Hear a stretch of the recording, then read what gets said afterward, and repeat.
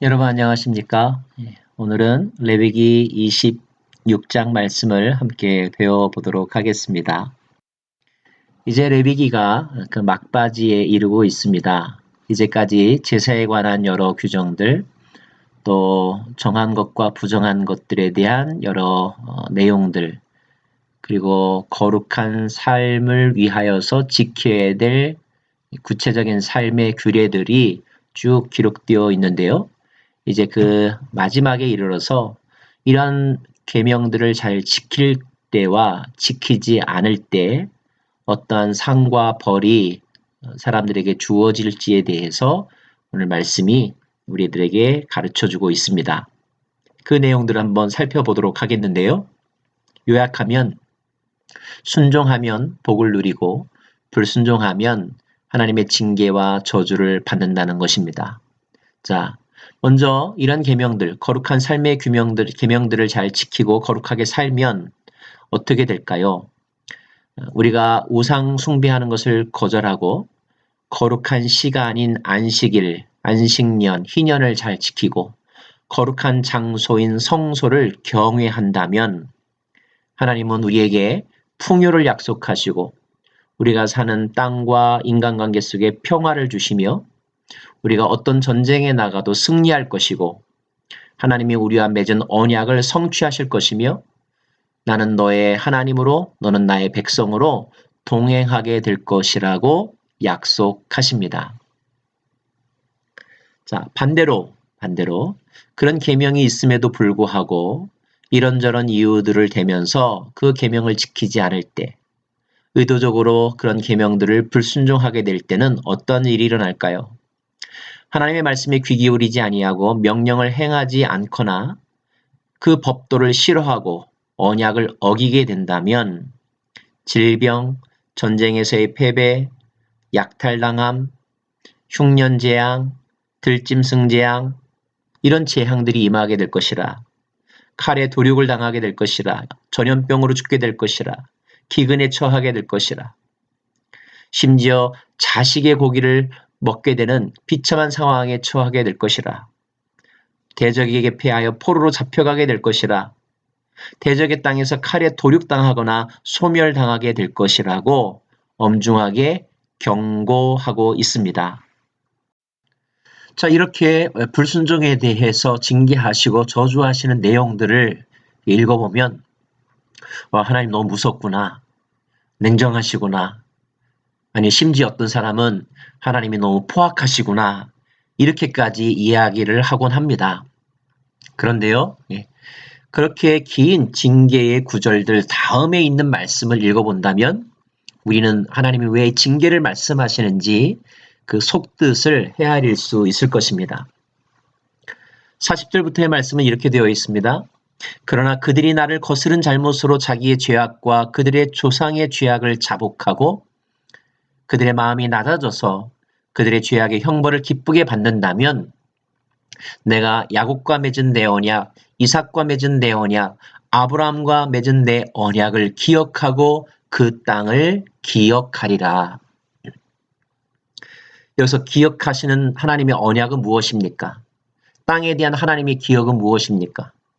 예, 나는 너의 백성이 되고 내가 너로 복주고 너로 하여금 복의 통로로 사용하시겠다는 하나님의 약속, 그 땅을 너에게 기업으로 주겠다는 하나님의 약속, 그 약속을 기억하고 그 약속을 성취하시겠다는 뜻입니다.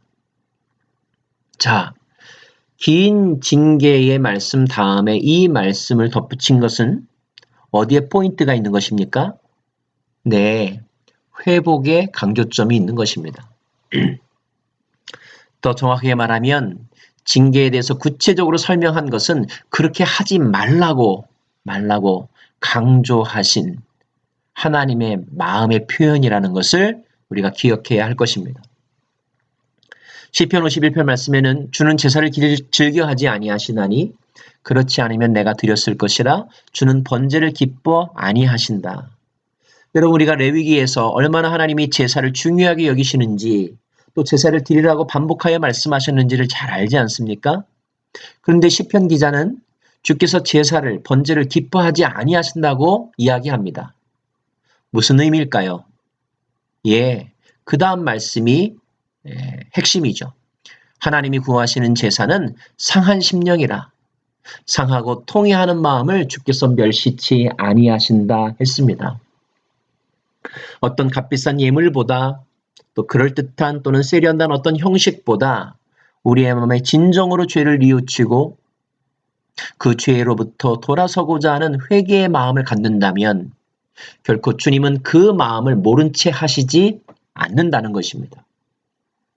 그러므로 첫째는 범죄하지 말아야 하지만 둘째, 혹여나 범죄를 저질렀다면 범죄를 싫어하시는 하나님의 진노의 얼굴만을 생각하지 말고 그제라도 그 범죄로부터 돌아선다면 우리의 과거를 묻지 아니하시고 용서하실 하나님의 회복의 은총을 소망하라는 것입니다. 하나님은 분명히 우리의 불순종에 대해서 엄격히 징계를 예고하고 계시고 또 실제로 말로만이 아니라 징계하는 분이십니다. 왜냐하면 죄를 미워하는 것이 하나님의 공의이기 때문입니다. 그러나 하나님의 징계는 징계 자체가 목적이 아니라 인간으로 하여금 죄를 멀리하고 또 죄로부터 돌아오도록 하기 위함이라는 것. 그래서 그 죄로부터 돌아오고 나면 그 사람은 비록 징계를 받았다 할지라도 그 징계에 대해서 오히려 감사하게 된다는 것. 하나님은 진노 중에도 언제나 우리에게 돌아갈 길, 살 길을 예비해 놓고 계신다는 것. 그 하나님의 마음을 꼭 붙잡으시기를 바랍니다. 어떤 사람들은 정작 자기가 저지른 잘못이나 이웃의 잘못에 대해서는 관대하면서 그것에 대해서 심판하시는 하나님의 징계에 대해서는 엄격하다 또는 너무 심하다 이렇게 비난하는 사람들이 있습니다. 그러나 그것은 사랑의 하나님을 잘못 이해한 것이며 매우 이기주의적이고 교만한 마음에서 비롯된 영적인 오해라는 것. 하나님은 우리를 너무나 사랑하시고 사랑하시기 때문에 징계하신다는 것. 그 징계를 통해서라도 궁극적으로 우리를 공의로 거룩의 길로 인도하는 분이 하나님이시라는 것. 그 하나님의 마음을 여러분 잊지 말기를 바랍니다. 이제 우리는 하나님의 말씀이 적어도 어떤 것인지를 배웠습니다. 거룩한 삶이 어떻게 살아야 하는 것인가에 대해서 배웠습니다. 알게 된 우리에게 이제 필요한 것은 그 아는 것대로 최선을 다하여 순종하는 것입니다.